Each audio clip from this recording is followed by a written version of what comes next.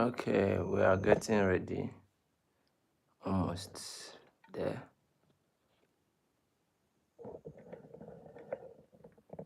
All right.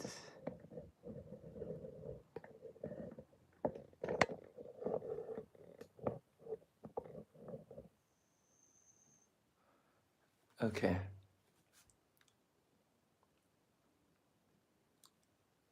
All right. Okay.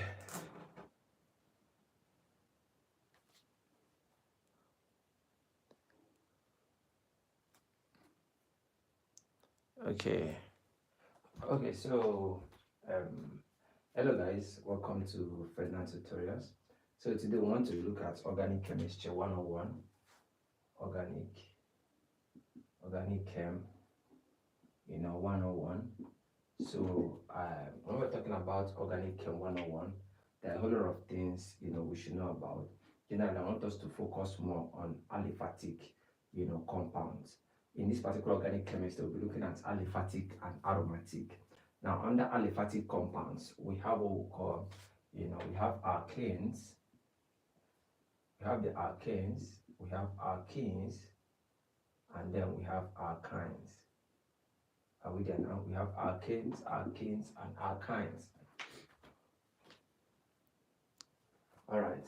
Okay, so generally, when we're talking about alkanes, now under alkanes, we say that alkanes are generally, the general formula is CnH2n plus 2. That's a general molecular formula for alkanes.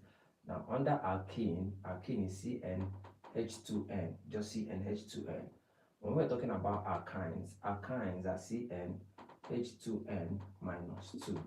So these are their general molecular formula. Now, when we're talking about alkane, alkene, and alkyne, what are we looking at? Now, this N simply means the number of the carbon atom. Are we there now? So when N is 1, the molecular formula changes. When N is 2, the molecular formula changes. Say for instance, if we come to alkane now, when N is 1, we have methane, right? We have methane. We have ethane. Ethane is when N is 2, right? We have propane. Propane is when N is 3. We have butane when N is 4. We have pentane when N is 5, right?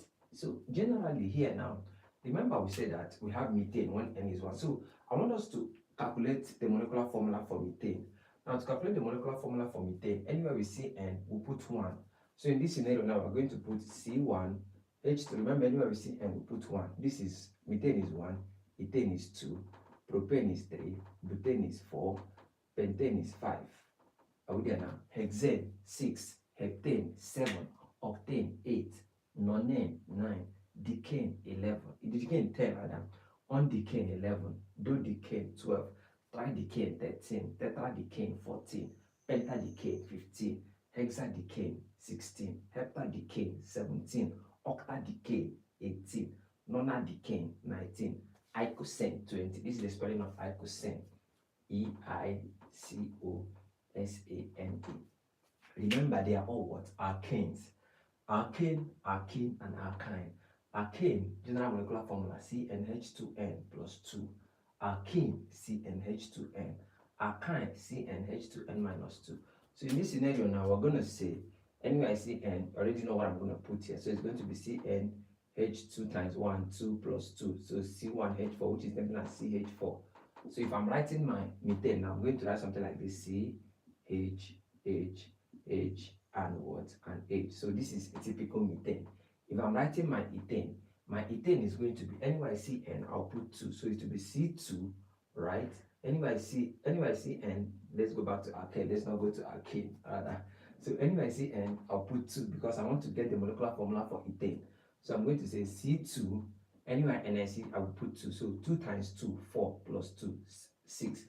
So ethane, molecular formula for ethane is C2H6. And for me to write C2H6, I'm going to have C, C, H, H, H, H, H, H, right? So C2H6, C1 and C2, 1, 2, 3, 4, 5, 6. Are we there now? So we'll continue to do that. You can do for propane, butane, pentane. Now, when we get to alkene is going to be a different scenario. Okay, when we get to alkene is going to be a different scenario. Now, what we're doing here is this. In alkene, now we're going to say it's not going to be something like this. Anywhere I see N, I'll still put N can be 1, 2, 3, 4, 5, and 6. I've drawn this typical structure of ethane, this typical structure of ethane, the typical structure of methane. Now, let's go to alkene and alkyne. Now, for alkene, what I'm going to do here now, remember, anywhere I see N, I'll still put 1. Anywhere I see N, I'll still put 1. So, for my alkene, it's going to be C, because it's C1, it's tempting as C. So, H2 times 1, 2. So, it's tempting as CH2, which is methane. Are we there now? Now, what's the molecular formula? It's going to be C, H, and H. Are we there now? That is for this particular one. Let's check again. C, 1, 2 times 1, 2. That's for alkene. So CH. Remember, the H was supposed to be 4, but here the H is what? The H is 2 in this scenario. Now let's check for ethene. This is methane. Let's check for ethene. Now for my ethene, I'm going to have anywhere I see and I'll put 2. So it's going to be C2 H 2 times 2, 4. So it's C2 H4. That is for my ethene.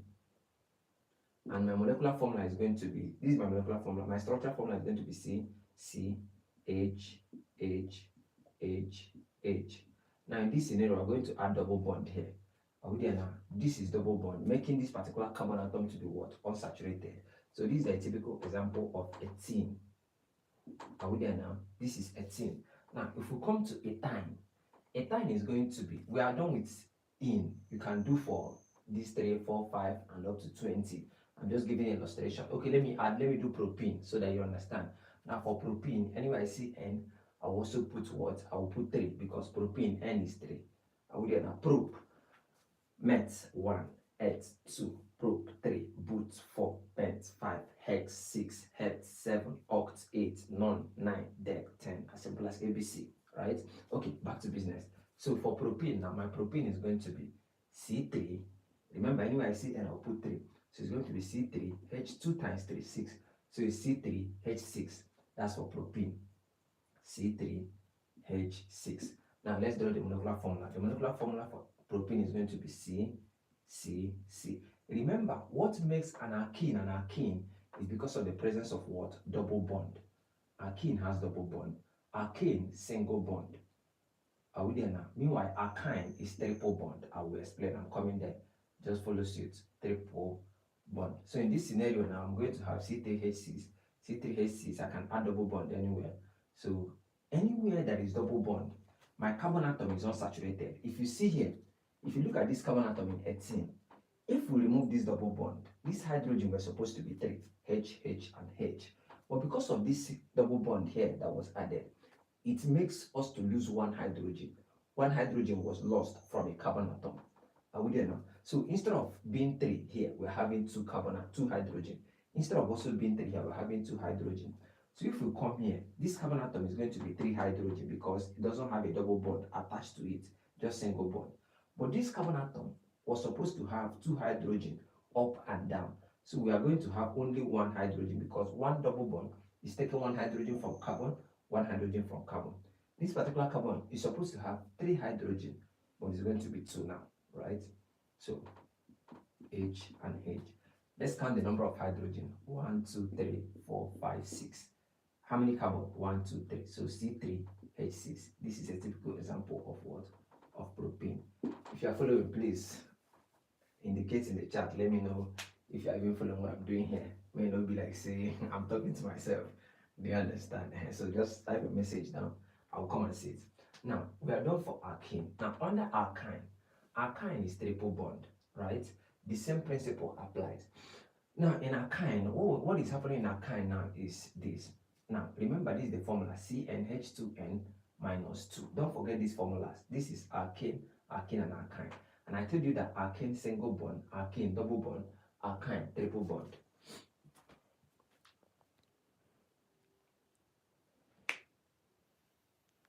Okay, back to business. Now, for this particular scenario now for my alkyne, what is happening in alkyne is this. Let's take, for instance, let's start with ethyne. Anywhere I see N, I'll put 2. So here I'll have C2 H2, anyway I say, and I'll put 2, H2 times 2, right, minus 2. That means C2, 2 times 2, 4, 4 minus 2, 2. So C2, H2.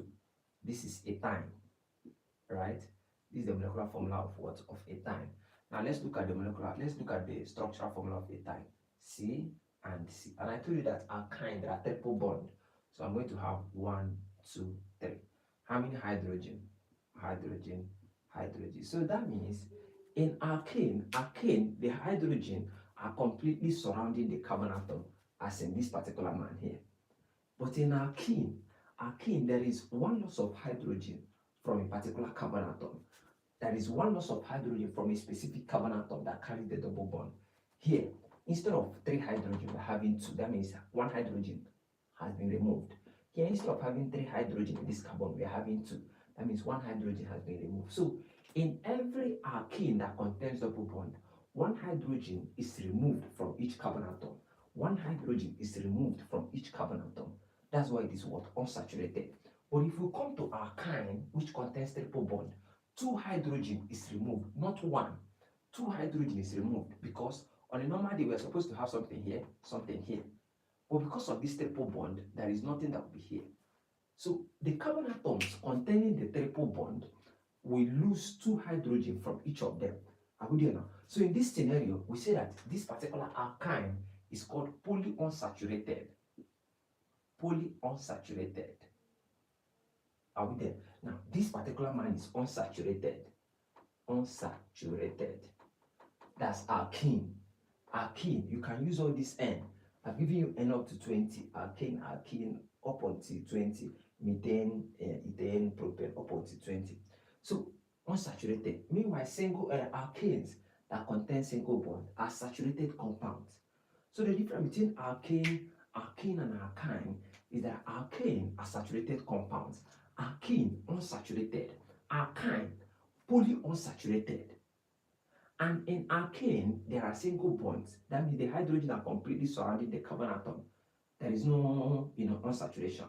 In alkene, 1 hydrogen is lost from each carbon atom carrying the double bond. Remember that double bond is attached to 2 carbon atoms. So 1 hydrogen from this carbon will be lost. 1 hydrogen from this carbon will be lost for alkene that contains double bond. Now for triple bond, which is alkyne, 2 hydrogen from each carbon atom, 2 hydrogen from each carbon atom will be lost. I don't know if you're getting what I'm saying. So that is that for alkane, and alkyne. That is the simplest that we can go. Now let's move on to the next thing that we need to know in organic chemistry.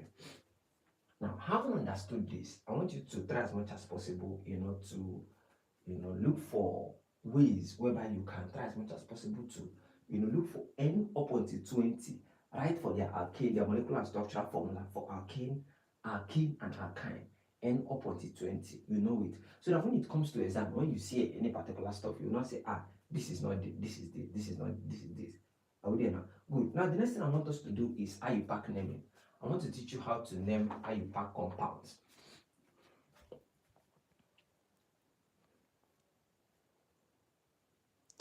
All right. Okay.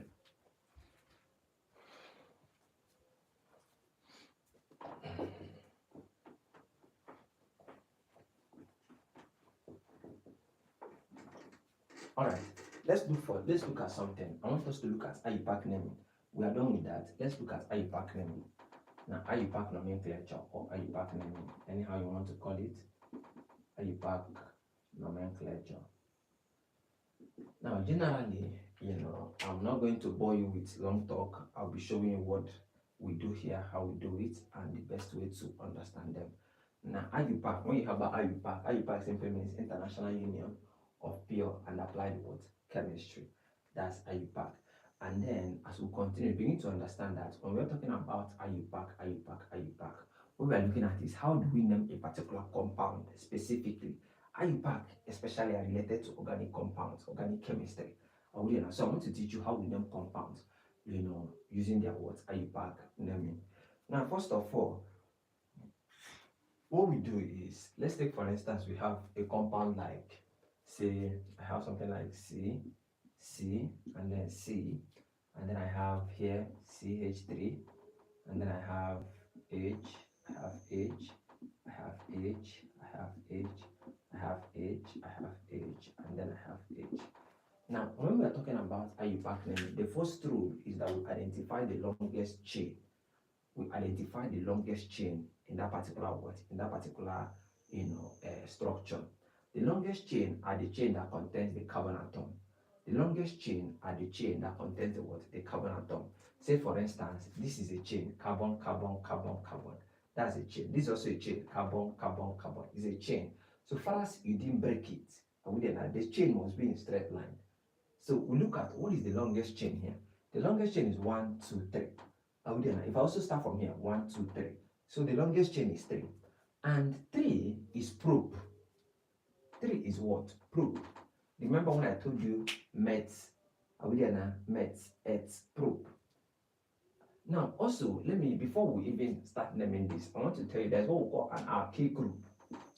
Alkyl group. Alkyl group, the molecular formula for alkyl group is CnH2n plus 1. That's alkyl group, CnH2n plus 1. It's almost like alkane, but it's just that it's losing one hydrogen atom. Because in alkane is CnH2n plus 2. But this alkyl is CnH2n plus 1. So under alkyl, we have what we call methyl. We have ethyl. When we're talking about methyl, remember in methane is CH4, which is what? Methane. So that means if I'm going to have methyl, one hydrogen will be lost. So my methyl will be CH3. Methyl.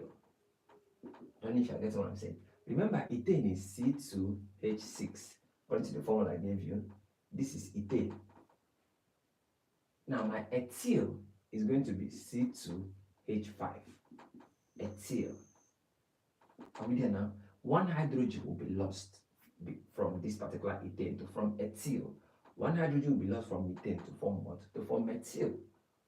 Are we there now? If we move to propane, propane will be C3H8. Propane. What do you think propane will be? Take one hydrogen will be lost. So we're going to have C3H7. Are we there now? That's propane. I think you can do the rest. Let me use this to explain what I'm saying. So if we come here, we say we are going to name 1, 2, 3. So the longest chain is the third is 3. So we say 1, 2, 3. I've named it. Are we there now? So if I want to name this particular organic compound, I will say, okay, what are the branches? We identify the branches. Now the branches can either be a substituent like a methyl group, substituent like a functional group. Are we there now? Substituent like any other compound that is neither a methyl group nor a functional group, like a halogen. Are we there now? So they are all called what? Substituents. So after you've identified the longest chain, what you identify is you identify the substituent. Are we there now? In this scenario, we identify the what? The substituent. So what we are going to give reference to is here now. What we are going to give reference to is the position of the substituent. So any substituent, when the substituent have a shorter number, we give reference to that. Let me show you what I mean by a shorter number. Say I have something like C, C, C, C, C, and then I have here, let's say CH3. Okay, let me say I have here CH3, right? And then I have here CH3, and then I have here H, H, H, H, H, H, and H. And then they ask me, what is the IUPAC name of this compound? Now, if I'm going to name this compound, I'm coming back here, If I'm going to name this compound, what I'm saying is, we must first of all identify the longest chain, which is the first rule. Identify the longest chain is, which one has the longest chain, longest carbon atom? So if we come from here, 1, 2, 3, 4, 5. Okay, 5 is 1, 2, 3, 4, 5. Okay, 5 is 1, 2, 3. No. 1, 2, 3. No. 1, 2, 3, 4, 5. Okay, that means 5 is the longest chain. So am I going to start counting from here or am I going to start counting from here? Because those are two different things. That's what I want to teach you so that you understand. Counting from here and counting from here are two different things. So the question now is, when do I know when to start from here and when to start from here? Now, whenever my methyl group or any substituent is closer to the carbon atom with the least number, that is where I will start counting from. Whenever the substituent, be it halogen, be it methyl group, be it functional group, are closest to the carbon atom with the least number, that is the place I will start counting from. So instead of counting 1, 2, 3, 4, because if you come here, you see that the position of this methyl group were in the fourth carbon atom if I start from here. But if I start from here, it will be 1, 2. That means the position of this methyl group were in the second carbon atom. So I'll give reference to this particular place that had the substituent with the least, carbon atom. I don't know if you're getting what I'm saying. So instead of counting from here, I will count from here. So I'm going to say 1, 2, 3, 4, 5. Are we there now? And in this scenario too, 1, 2, 3. Anyway, I start from the methyl group is usually at the second carbon atom. So here now I'm going to have something like 2 methyl propane. You know why we have methyl CH3? Remember methyl CH3.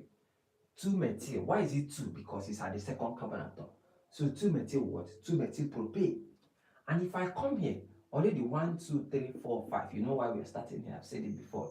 So my 5 is, what is the family of 5? Pents. Pentane. Pent. So in this scenario now, I'm going to say 2, because there is methyl, 2 methyl, methyl here, methyl here. So I'm going to say 2, 2 dimethyl pentane. 2, 2, because there are 2 methyl. So 2, 2, because there are 2 methyl, is going to be dimethyl pentane. That is the IUPAC name. Are you following? Alright, so in this scenario now, we're going to continue. Say here, this is my methyl group. This is also another methyl group. So we've already named this 2,2-dimethyl, pentane. Now, let's look for naming that involves maybe a double bond and triple bond. Now, remember I told you that under alkane, alkane is single bond. Alkane, this is alkane. This is alkane. This is alkene. And this is alkyne. If you have a question, ask her. All right. Now, under alkane, alkane is single bond. Whenever we have a single bond is called a sigma bond. If you don't call it a single bond, you call it what? A sigma bond. So this is called a sigma bond. Are we there? When you have a double bond, this and this, you call it what? A sigma bond and a pi bond. So that means under alkane, if you have been asked which types of bond, now we're going to say 1 sigma and what? 1 pi bond. Alkyne is going to be 1, 2 pi bond, 1 pi plus another what? 1 pi. Okay, now let's look at balancing or identifying or how to name your compounds that actually contains double bond and triple bond. Say for instance we have something like this: C, double bond C, and then I have CH3, good, and here I have H, and then remember already double bond, instead of having 2 hydrogen, it's going to be 1. Instead of having 3 hydrogen, it's going to be 2. Don't forget all these small things. So I can ask you, what is the name of this compound? The first rule, identify the longest chain. Identify the what? The longest chain. So what I'm going to do here, I'm going to say, let me start from here to identify the longest chain. 1, 2, 3, 4. 1, 2, 3. 1, 2, 3, 4. 1, 2, 3, 4. So the longest chain is 4. Is 4. So what I'm going to do here is I'm going to say, okay, already the longest chain is 4, is brute. Are we there now? But if we come here, I'm having methyl group. Remember I taught you something initially. I said when we have a methyl group arranged in a specific carbon, we must give reference to the methyl group that is arranged to the carbon atom with the least number. That is where we start counting from here. Now if we come here, remember 1, 2, methyl group is on the second carbon atom. So which one are we going to start from? I'm going to start from here or here. Now the answer is this: we are not going to start from here, even though the methyl group is at the least. We are going to give reference to what? Double bond. So that means when we are talking about substituent, before we even consider substituent, we must consider double or triple bond. So double or triple bond comes first before what? Substituent. Substituent like alkyls, like methyl, ethyl, substituent like halogens, substituent like functional groups. We must first of all consider this what? Double or triple bond. So instead of starting from here to name, I will start from here to name. So I'm going to start with 1, 2, 3, 4. Are we there now? So what is the name? I will say, okay, already since I know is what is boot, so I'm going to say 3-methyl boot 1E. Are we there now? 3-methyl what? Boot 1E. 3-methyl boot 1. The double bond is on the first carbon atom because we are counting from here. So it's boot 1E. Are we there now? So if I add triple bond here instead of double bond, it's going to be boot 1 ion, and you know that hydrogen will be out. So it's going to be boot 1 ion. Are we there now? So the naming continues and continues. Also, if I have something, let's look at another naming. Let's take, for instance, let me say I have something like this. C, then I have C, right? And then I have, say, CH3, and then I have CH3, and then I have CH3, and then I have say Cl, and then I have H, I have Cl, I have H, I have H, I have H, I have H, I have H, I have H, I have H, I have H. Okay, now for us to name this particular compound, now if we come here, okay, this is BH, this is also BH. If we come here, the first thing is identify the longest chain. Abi? All right. Okay. I wanted to know if you guys are following on. All right. So if you're not following, please you type down and let me know if you have any question. I beg. All right. So if we come down here, we want to identify, the longest chain. So we say if I come here, I'm going to have say 1, 2. We are naming. Okay, let's not write anything since we are just trying to name. So 1, 2, 3, 4, 5, 6, 7. That's 7. Or if I say 1, 2, 3, 4, 5, 6, no.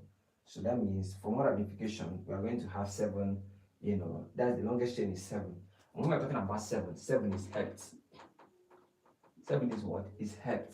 Now, if 7 is hept, that means if I look at this particular, compound altogether, where am I going to start naming from? Am I going to start from here or here? Remember, the methyl group is at the second carbon atom, and I'm having a chlorine at the third carbon atom. So which one should I consider first? That's the question. Are we there now? Now, in this scenario, we have chlorine and we have methyl. We are generally going to consider our chloro group first. Are we there now? We're going to consider the halogen first. We consider halogen first before we consider what? Before we consider our methyl. Now, how it works is, the rule here is, triple bond is greater than double bond. Are we there now? Now, double bond is greater than halogens. And halogens are greater than what? Methyl groups. Are you getting what I'm saying? Good. Now, in this scenario now, so I'm going to say halogen comes first. So I'm going to start naming from this particular halogen. 1, 2, 3, 4, 5, 6, 7. Are we there now? So that means 7 is hept. We've already established that hept. We write down the family name of the longest chain. And then we look at the branches. Look deep. Under the branch, if you look at the 3 carbon atom, there are chlorine. So that means we have 3,3-dichloro. 3,3-dichloro. Right? Now, and if you come here, we have methyl where 4th carbon, 5th carbon, and 6th carbon. So we are going to have 4, 5, 6 trimethyl. 1, 2, 3. Are we there now? So it's going to be 4, 5, 6 trimethyl. And you get what I'm saying? So we have 4, 5, 6 trimethyl. You see how I'm getting the names down? So now we name. We're going to do what? We're going to name. So where do we start from? Do we start from 3,3-dichloro, 4, 5, 6 trimethyl? Or we say 4, 5, 6 trimethyl, 3,3-dichloro, and all that? Which one are we going to start from? We're going to start from what? This chloro. Are we doing? So we're going to say 3,3-dichloro, 4, 5, 6 trimethyl, heptane. 3,3-dichloro, 4, 5, 6 trimethyl, heptane. So this is just a few examples of the IUPAC naming. If you have questions, about the IUPAC naming, please do let me know. I want you to also go to past questions. Since we've talked about this IUPAC naming, go to past questions, see, compounds that they ask you to name. Follow this sequential explanation that I did. Use it to try and name, IUPAC compounds. Okay, we're done. I want us to do another thing here. Okay, let me give you a second to go through it.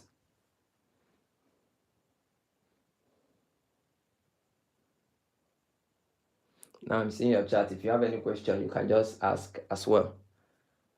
Or if you have any problem, you can just talk about it. I think I'm looking at your chat now.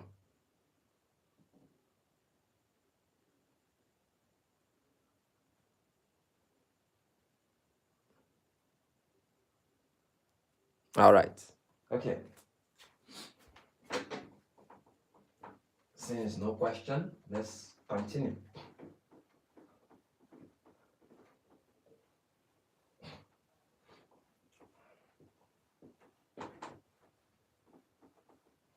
Okay, the next thing I want us to look at is isomerism. Still on organic chemistry, isomerism. Isomerism. Isomerism. Yeah. When we're talking about isomerism, generally, isomerism is a phenomenon, you understand, that we use to explain compounds that have same molecular formula but different spatial arrangement. We use it to explain compounds that have what? Same molecular formula but different spatial arrangement. When I'm talking about spatial, this is the spatial I mean. Spatial what? Spatial arrangement. Now, generally, I want you to understand something. First off, we have two types of isomerism. We have what we call structural isomerism,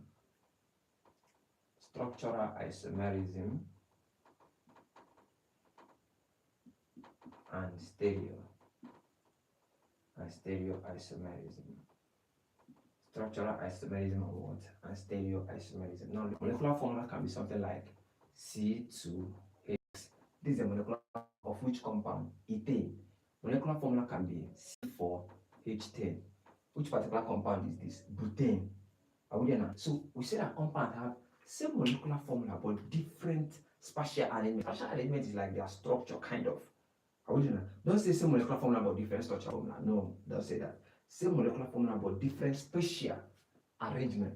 So now under structural isomerism, we have three different structural isomerism. We have the first one, we have functional group isomerism. We have the second one, chain isomerism. And we have the third one, position isomerism. Isomerism. I will explain that, just focus. We explain, just listen. Now, under stereo isomerism, we have two types of stereo isomerism. We have optical isomerism,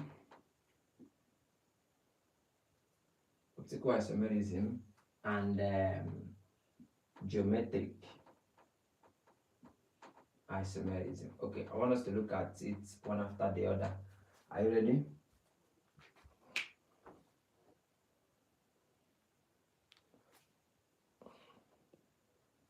Okay. Now, generally, when we're talking about structural isomerism, remember I've given you the definition. Isomerism, phenomenon that we use to explain compounds that have same molecular formula but different what? Spatial arrangement, right? Now, we say that we have structural isomerism and we have what? Stereo isomerism. Now, when we're talking about structural isomerism, what are we looking at? In structural isomerism, we're saying that they are compounds or they are phenomena, back to phenomenon, a concept. They are phenomena that we use to explain compounds that have same molecular formula but different structures. Same molecular formula but different structure. So when we're talking about same molecular formula but different structure, we're talking about a type of isomerism called what? Structural isomerism. Now let's look at the first one, which is chain. What are we looking at? Say we can have a compound, say C4. Okay, let's use C5. Can we use C5? Let's use C5H12.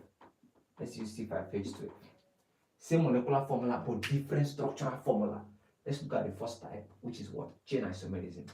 Now, I can write C5H12. Remember, C5H12 is what? Pentane. Remember. So I can have something like this. C. How many C? 5C. So we write 1, 2, 3, 4, 5. This is 5C. H. Be counting the H for me. I hope you're not sleeping. Don't sleep, bro. H, H, H, H, H, and H.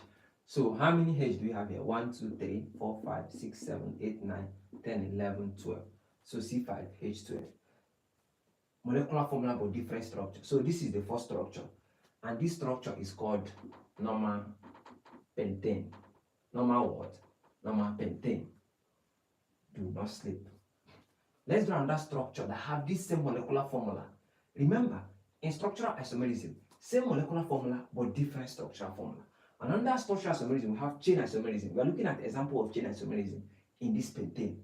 In chain isomerism, they have same molecular formula but different chain arrangement.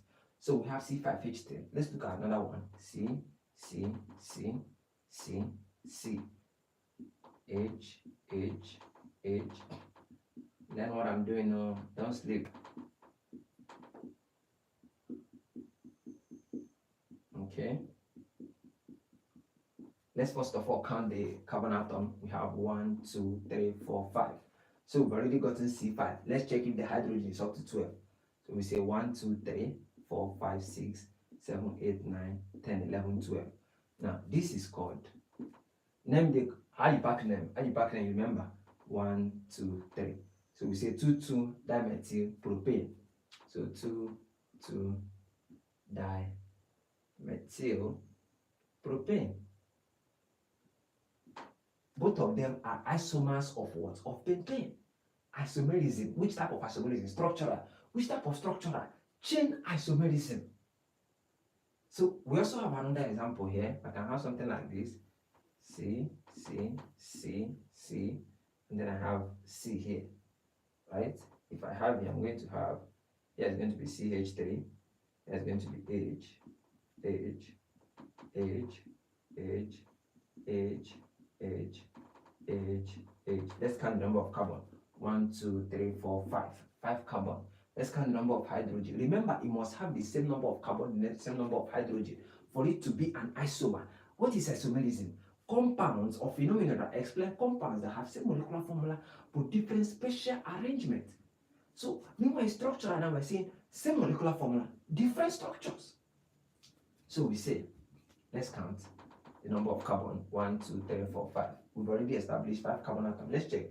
If the hydrogen is 12, then we are in the right part. 1, 2, 3, 4, 5, 6, 7, 8, 9, 10. Let's go again. 1, 2, 3, 4, 5. 5 plus hydrogen, 3, 8, 9, 10, 11, 12. Another isomer. So we say, what's the name now? Someone should give me a name. Remind me. You know the carbon. 1, 2, 3, 4. So we say 1, 2. So 2-methyl butane. So whenever you see in exam, there are only 3 isomers of pentane. Only 3. What are the 3 isomers? Normal pentane, 2,2-dimethyl propane, and 2-methyl what? 2-methyl butane. So this is an example of what? Of a chain isomerism.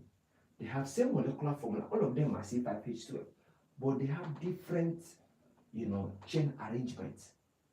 Are we there now? Different chain arrangement, different, family names. What's the family name of this man? Propane. What's the family name of this man? Butane. What's the family name? Pentane. Are you getting what we are doing here? All right. So now, let's move on to, another example of, another type of structural isomerism. We are done with chain here. Let's look at, let's say, functional group. Let's look at functional group. Now, under functional group, when you have a functional group isomerism, what we are saying is that these particular compounds, they have same molecular formula, but different functional group. Give me an example of functional group. We have OH, alcohol. Look at examples of functional group. We have OH, alcohol, ROH. Remember, whenever you see R, I'm coming to that. R simply means alkyl group. What is the formula, general formula for alkyl group? Have you forgotten? Check. Remember, CN H2N plus 1. So when you see ROH, ROH simply means what? Alcohol. We have RCOOH. I'm talking about functional groups. This is what? Alkanoic acid or carboxylic acid. Alkanoic acid. RCOOH. Now we also have RCO R prime. This is alkanones. Alkanones or ketones. Alkanones or what? Or ketones. We have RCHO. RCHO, alkanals. That's the functional group, alkanals or aldehyde. So if you don't call it alkanals, you call it what? Aldehyde. So we also have RCOOR. This is what? What's it called? Ethanoids. Alkanoids rather, not ethanoids. Alkanoids. Alkanoids, like esters. Like what? Like esters. We also have ROR. That's ethers. So these are some of the functional groups that we'll be looking at as we continue in this particular class. We'll look at this thing one after the other. Each of them, one after the other. I'm with you, don't be afraid. So as we continue, we're talking about functional group isomerism. And I told you that in functional group isomerism, those compounds have the same molecular formula but different what? Different functional groups. Now I told you that there are two functional groups that we must know when we're talking about functional group isomerism. The two functional groups are alkanones and aldehyde or alkanals. Alkanones are what? And alkanals. Alkanones are what? Alkanals. Any other functional group is not possible in functional group isomerism. The two most important functional group isomerism here are alkanones and what? Alkanals at your level, JAM students. Are we there? So in this scenario, what we're going to do is that let's look at examples of functional group isomerism. They must have, remember, for an alkanone to be a functional group, RCO R prime. Alkanals RCHO. R simply, whenever I say R is alkyl group. Alkyl. R alkyl group. CHO the functional group. So let's take, for instance, we have something like let's use let's say C, and then C. H. Let's use 2R group. Remember R, O. So let's say we have a functional, a particular molecular formula C3H6O. C3H6O. So this is an alkyl. What's the name of this alkyl? Methyl. And this is the functional group. Remember, alkanone, RCO, R prime. R started, R ended, CO is in between. This is the CO. Are we there now? This is example of what? A functional group. Let's look at another. Remember, I told you that they must have same molecular formula. It must be up to two compounds. It's not just one. Two compounds that have same molecular formula but different what? Functional groups. What's the functional group here? CO. This is the functional group. This functional group is what? Alkanones. Let's look at something like this. C, H, and then we say CHO. How you usually write it? You usually write something like this: O and H, or you take the H up and bring the O down. Anyhow you want to position it. You either write CHO like this, or you write C double bond O and H, or you position it like this: H double bond O. Anyhow you want to position it, it's still the same thing. How many carbon do we have here? 1, 2, 3. How many hydrogen? 1, 2, 3, 4, 5, 6. How many oxygen? 1. So C3H6O. C3H6O. So meanwhile, this is an alkanal functional group because of CHO. Meanwhile, this is a ketone functional group because of what? CO. So the name of this is, if I come here, I will name 1, 2, 3. So I'm going to say prop. The name of this man here is prop because family is prop. So prop 2 on. Whenever we're talking about alkanones, alkanones usually have C double bond O. So when naming them, you call them on. This is alkanal, CHO. So I'm going to say 1, 2, 3. I'm going to say propanal. As simple as what? As simple as ABC. Another example also, let's look at another example of this particular functional group isomerism. Another example, I can extend this methyl group to be maybe C2H5. Remember, this is CH3. I told you that in this particular manner, functional group isomerism, how many functional groups are we focused on? 2 functional groups. Which one and which one? Alkanones and alkana. Alkanones and alkana. If you check your past question, that's what they usually ask. Alkanones are what? And alkanas. What is an alkanone? Ketone. What is the general formula? RCO, R prime. That's alkanones. Alkana, RCHO. Are you getting the gist? So in this scenario now, we're going to say, let me add, an R is an alkyl. So if I extend this my R, instead of CH3, I say C2H5. I'm going to have something like C, H, H, H, C, H, H.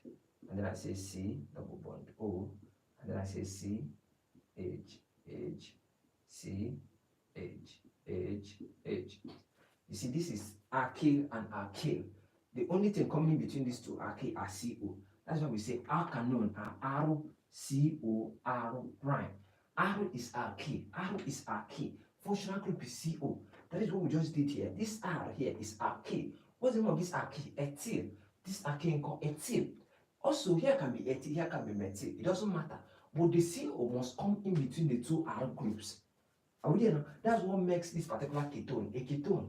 So if I also have here, I can have something like this. Remember, I have how many carbon? 1, 2, 3, 4, 5. So I can also have something like this. C, C, C, C, C. 1, 2, 3, 4, 5. And then I just say H, O. Are we there now? It's as simple as A, B, C. All these things here are H. So if I'm naming this now, let's identify the number of carbon atoms. Remember, we're talking about isomerism. Same molecular formula, but different functional group. Functional group isomerism. So what are the functional group? This is ketone functional group. This is what? Aldehyde functional group. But they must have the same number of carbon, the same number of hydrogen, and the same number of oxygen for us to call them what? An isomer. If there are variety in the number of carbon, hydrogen, or oxygen, that means it's not an isomer. Are you getting what we're saying? So in this scenario now, we're going to have, say let's count the number of carbon and hydrogen. If I come here, 1, 2, 3, 4, 5. So my carbon is C5. Let me count the number of hydrogen. 1, 2, 3, 4, 5, 6, 7, 8, 9, 10. 10. So that means C5H10O. Are we there now? Because I have one oxygen. Let me count also for this particular second one. 1, 2, 3, 4, 5. Okay, here also C5. Hydrogen. 1, 2, 3, 4, 5, 6, 7, 8, 9, 10. H10. And 1 O. O. So they have the same molecular formula, but different functional group. Different functional group. Different functional group. So what is the name here? This is 1, 2, 3, 4, 5. So already the name is what? The name is pent. Are we there now? But if you come here, the pent, the functional group was what? In the carbon 3. So it's going to be pent 3 on. We write on as 1. O-N-E-1. But we don't call it 1, pent 1. We say pent 3 on. Now, that is that.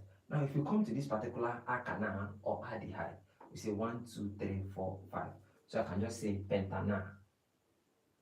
Pentana. Are we there now? One we usually, does not add any 1 or 2 is because this is going to be the carbon 1 when we start naming because of the functional group. So this pentana is something as pent 1R. Are we there? Pentan 1R, A-L. So this is functional group what? Isomerism. Now let's look at the last structural isomerism there, which is positional. I don't know if you're following what I'm doing here.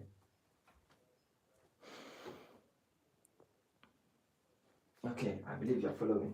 If you have a question, you ask her. Don't keep quiet.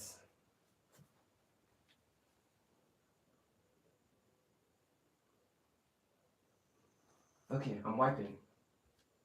I'm wiping this. I believe we're all done here. My board is a bit smaller, so let's just manage with the ones we can.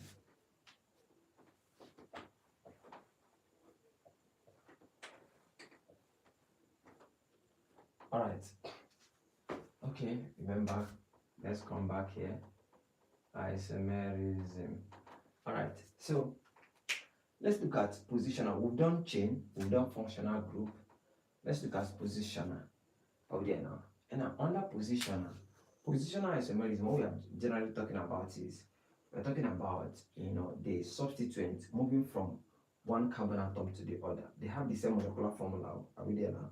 But the substituent changes from one carbon atom to the other. What are the examples of constituents you're watching? Examples of constituents can be a halogen. What are the important halogens we have? We have chlorine. Chlorine is a halogen. We have bromine. Bromine is a halogen. Iodine is a halogen. Are we there now? Now, fluorine is also a halogen. Astatine is what? Is a halogen. All these are halogens. Are we there now? So when we talk about halogen, these are what we're looking at. So they are all substituents. When they move from one carbon to another, is a positional isomerism. When we have a functional group move from one position to another, is a positional isomerism. When we have a double bond move from one position of a carbon atom to another, is a positional isomerism.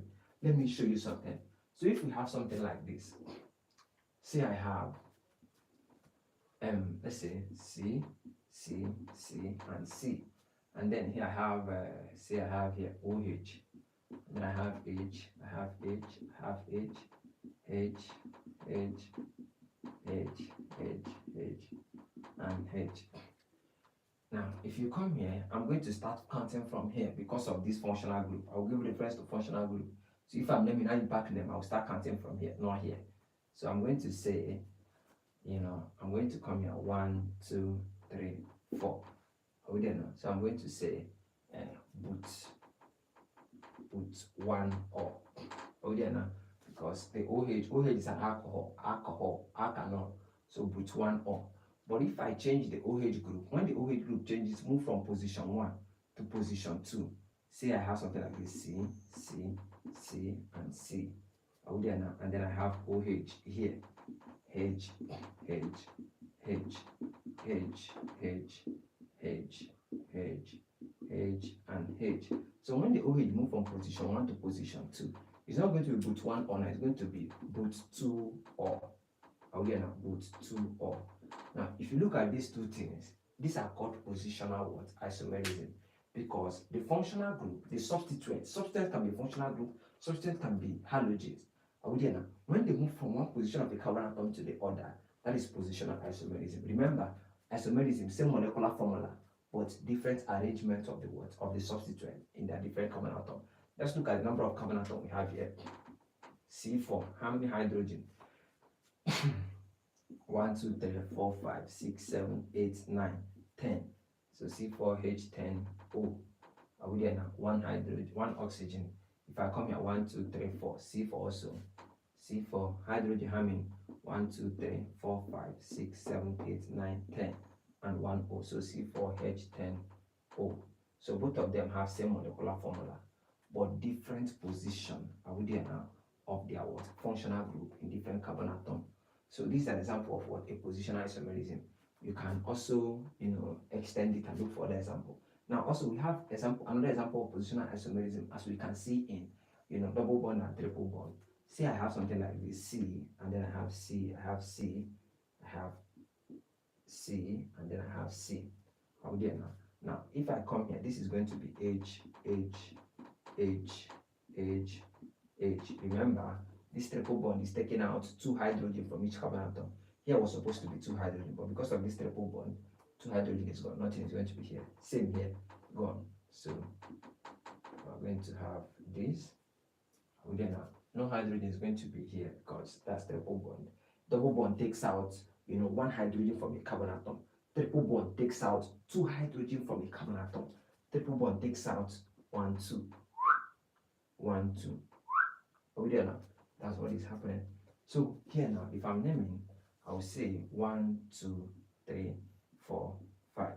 Are we there now? So the triple bond was where? In my second carbon atom. The triple bond was where? In my second carbon, because if I start counting from here, the triple bond is being bonded to the second carbon atom. Are we there now? So when it moves from here to here, I'm going to have something like this: C, C, C, C, C, C. So instead of 1, 2, 3, 4, 5, okay.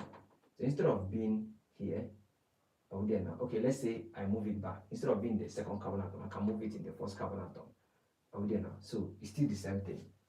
So here I'm going to have H, H, H, H, H, H, H. Already I told you that triple bond takes out 2 hydrogen. So here 2 hydrogens out. Here was supposed, because it's the last carbon atom, it was supposed to have 3, but you take 2. The remaining thing will be 1. Are we there now?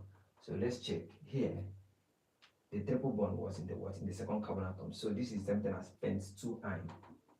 Pent2-ine. You know why? Because triple bond is ine. Here is pent1-ine. Pent1-ine. Are you getting what I'm doing here? In positional iso, if you count it, it will give you the same number of carbon atom and the same number of what? Hydrogen atom. Are we there now? They must have the same molecular formula for it to be an isomerism. In chain isomerism, they have the same molecular formula but different chain arrangement. In functional group isomerism, same molecular formula but different functional group, as in the one you see in alkanones and alkanes. Now, when we are talking about positional isomerism, we are saying they have same molecular formula, but just that, the constituent, the triple or double bond, move from one position of a carbon atom to the other. So we are done with structural isomerism.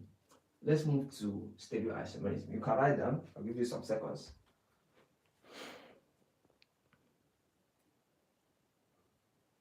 I hope you're following. If you're not following, ask question now.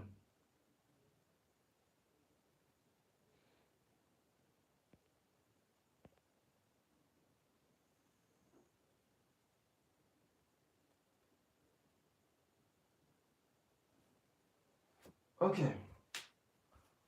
So let's look at stereoisomerism, which is an important part of what we're doing here. I'll wipe this once. I'll wipe this. Chemistry is just an amazing course. You love it. Okay, under stereoisomerism, we have optical and then we have what? Geometrical. Now, when we're talking about optical isomerisms are mirror images of each other. When we're talking about optical isomerism, we are saying that they have the same molecular formula, but it's just that the two compounds are mirror images of each other. Say, for instance, if I'm standing on the mirror, this is my right hand side from my own view. But if I'm looking at it in the mirror, this right hand side will be in the other side, will be at my left hand side. If you have a mirror, you can go check. They are optical images of each other. When we're talking about optical isomerism, we are saying compounds have same molecular formula, but just that they're optical image of each other. Let me explain. If we have something like this, say we have C, let's say we have CHO, we have C, and then we have 1, 2, 3, 4, right? And then we say we have 2, 3, 4, 5, 6, 1, 2, 3, 4, 5, 6. And then we have H, O, H, H, O, H, H, O, H, H, O, H, CH2OH. Now, if you look at this compound, let's understand the molecular formula. 1, 2, 3, 4, 5, 6. So it has 6 carbons, 6, 6. How many hydrogen? 1, 2, 3, 4, 5, 6, 7, 8, 9, 10, 11, 12. So this is H12. Let's find the number of oxygen. 1, 2, 3, 4, 5, 6, O6. This is a typical structure of D-glucose. Are we there now? Now, optical isomerism simply means that everything here at the left-hand side of this carbon atom will move over at the right-hand side. Everything at the left-hand side here, everything at the right-hand side will move over here. That's optical isomerism. So this is the same thing as also CHO having C, T, C, C, C. 1, 2, 3, 4, 5, 6. Instead of having HOH, now we're going to be having OH and H. Instead of having HOH, we are going to have HOH. Instead of having HOH, I'm going to be having OHH, OHH. Instead of having HOH, I'm going to have OHH. Are we there now? And then CH2OH. This is still the same thing, C6H12O6. This is an example of what? An optical isomer. This is D-glucose and this is what? L-glucose. So if they ask you what an example, which of the following are among an example of an optical isomer, and then you see a D and then an L. D and L, what does D stand for? D stands for dextrorotatory.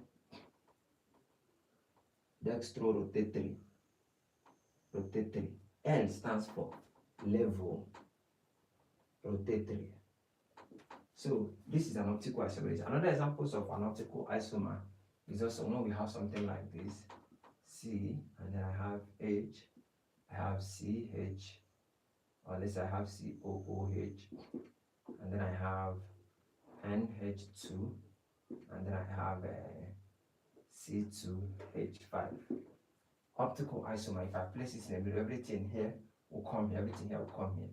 This is also the same thing as COOH, and then C, instead of having NH2 here, I will now have NH2 here, I have C2H5, C2H5, NH2, with the H. This is an example of what? Optical isomerism.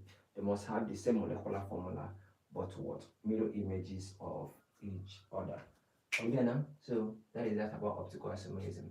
Now we're talking about geometric isomerism. Geometric isomerism usually occurs in double bonds. They don't occur in saturated compounds, they occur in unsaturated. Remember, we have saturated, unsaturated, and polyunsaturated. Do you remember?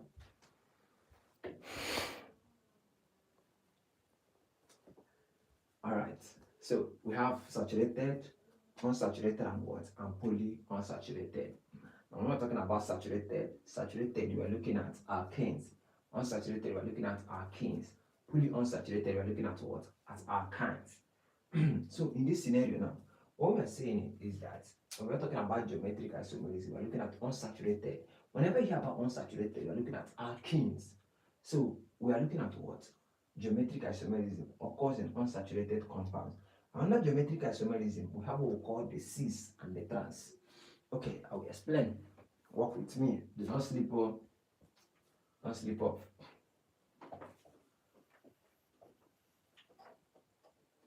Okay. Now, under geometric isomerism, we have the cis and the what? And the trans. Now, I will explain what we're talking about, what we mean by cis and trans. Say we have something like this, C double bond, C, and then I have H, I have CH3, I have H, I have CH3. Are we there now? Now, I also have something like this, C double bond, C, and then I have H, I have CH3, and then I have CH3, and then I have H. Remember, this and this, they are two different things. If you look here, this is carbon. If you look at the first carbon, the H is up, the CH3 is down. But here, the CH3 is up, the H is down. And if you look here, H, CH3. So they are different. These two compounds are not the same.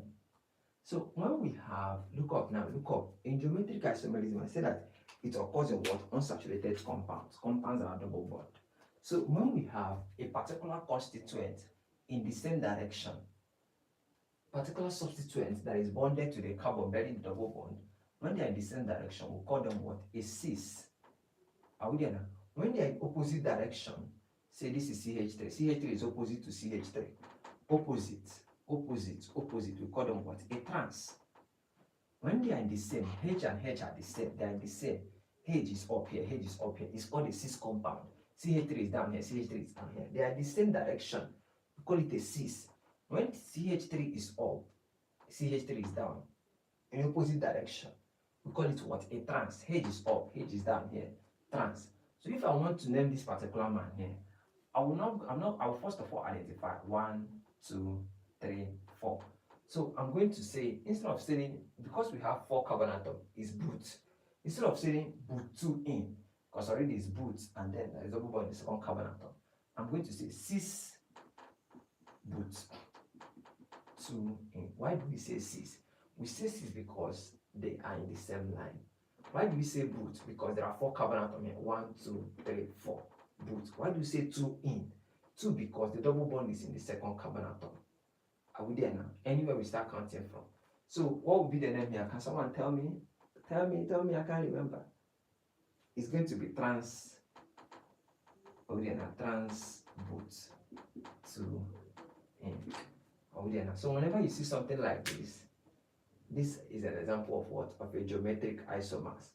I'm done explaining everything you need to know about isomerism. So look at your past questions, solve questions on them. Anyone you see that you still don't understand, you can, snap and send to me. I will re-explain. Are we there now? So go through them and all. Are we there now? So the last thing we'll look at before we round off is alcohol. I want us to look at alcohol, but just go through this, assimilate it a bit, and then we'll continue.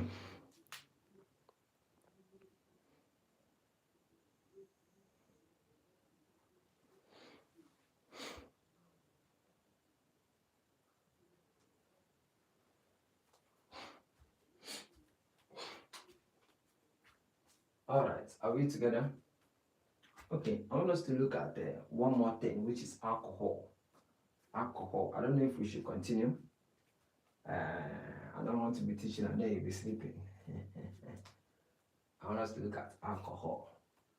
Or should we continue in our next class? Because remember, I've already taught you, I told you that we have important functional group. Where I mentioned alcohols or alkanols, I mentioned carboxylic acids, carboxylic groups, I mentioned alkanoids or esters, I mentioned alkanals or aldehyde, I mentioned alkanones or ketones, and then I mentioned ethers. So I want us to start looking at each and every one of them. So I want to start with alkanols, but I think I will stop here. Let me not continue, let me not go further. I think I'll stop here. Maybe in our next chemistry class, we'll look at alkanols. There are important alkanols we have. We have three major types of alkanols. We have what we call the monohydric alkanols. We have monohydric. You understand in my next class. We have monohydric, we have dihydric, and we have what? Trihydric alkanols. Trihydric alkanols.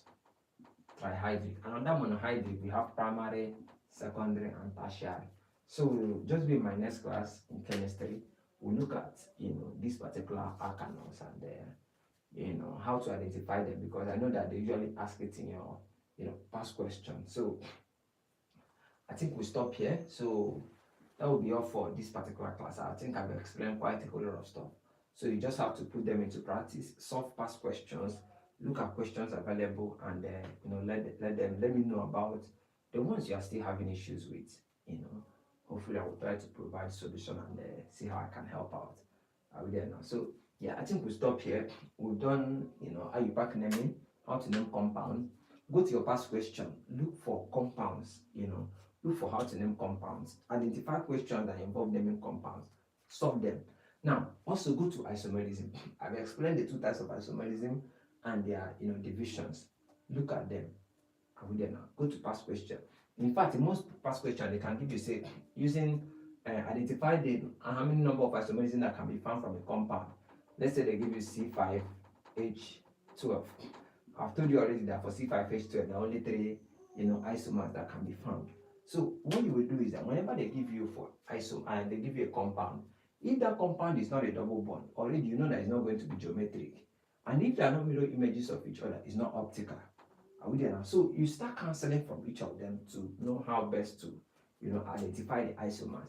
I think in our next class we'll get questions similar to what this, and then answer 1 or 2 questions here, and hopefully that will make more sense.